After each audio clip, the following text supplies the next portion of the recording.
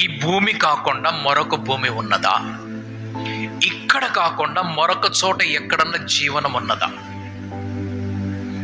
జీవనము, హ్యాబిటేషన్ అంటారు దానిని. హ్యాబిటేషన్ అంటే అర్థం ఏమిటంటే, ఈ జీవించేటువంటి శక్తి ఏదైతే పెరుగుతుందో ఎదుగుతుందో అది.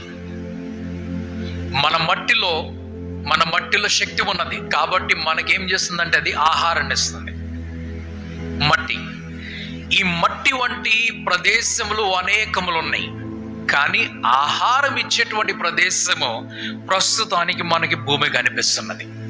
మనం ఇక్కడున్నాం. సో రెండవది, దేవుడు మానవులను సృజించినప్పుడు ఈ భూమి మీద సృజించాడు. ఈ భూమి మీద సృజించాడు కాబట్టి ఈ భూమిని దాటుకొని మానవుడు ఎక్కడికి వెళ్ళలేదు. ఇన్ని యుగాలు దాటిపోయాయి, ఎన్ని సహస్రాబ్దులు దాటిపోయాయి. బైబిల్ చరిత్ర మనం చూస్తున్నట్లయితే